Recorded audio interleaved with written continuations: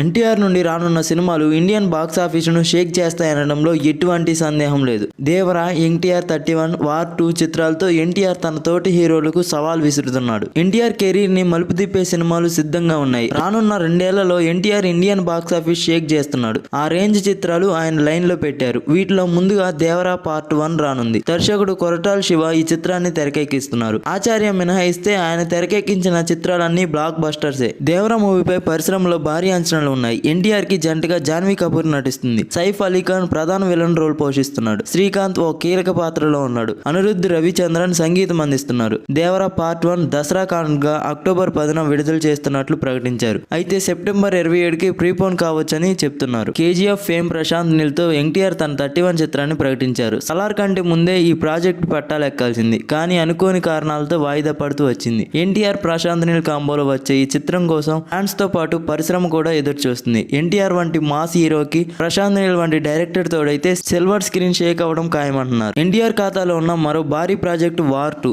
ఎన్టీఆర్ చేస్తున్న first straight Hindi movie war 2. 2019లో విడుదలైన block buster war చిత్రానికి ఇది సీక్వెల్. యశ్రాజ్ ఫిలిమ్స్ స్పై యూనివర్సిటీలో వస్తున్న మరొక చిత్రం. హృతిక్ రోషన్ మరోసారి బహిష్కరింపబడిన రా ఏజెంట్ గా కనిపించనున్నారు. ఇక ఎన్టీఆర్ హృతిక్ రోషన్ కాంబోకి ఓ ప్రత్యేక ఆకర్షణ ఉంది. ఇండియాలోనే బెస్ట్ డాన్సర్ గా వీరిద్దరు ఉన్నారు. వార్ 2 మూవీలో హృతిక్ ఎన్టీఆర్ పై చిత్రీకరించిన సాంగ్ ఈ స్థాయిలో చెప్పాల్సిన అవసరం లేదు. వార్ 2లో యాక్షన్ ఎపిసోడ్స్ ప్రధాన ఆకర్షణ. ఈ చిత్రంతో ఎన్టీఆర్ నార్త్ ఆడియన్స్ మనసును దోచేయడం ఖాయం. దేవర 2 ఎన్టీఆర్ లైఫ్ లో ఉన్న భారీ యాక్షన్ ఎంటర్టైనర్. పార్ట్ 1 విడుదలైన నెలల వ్యవధిలో పార్ట్ 2 కూడా వస్తుందని సమాచారం. దర్శకుడు కొరటాల శివ అలా ప్లాన్ చేశాడట. దేవర, ఎన్టీఆర్ 31, వార్ 2, దేవర 2 చిత్రాలతో ఎన్టీఆర్ రేంజ్ ఎవరికి అందదు అని చిత్రవర్గాలు అంచనా వేస్తున్నాయి.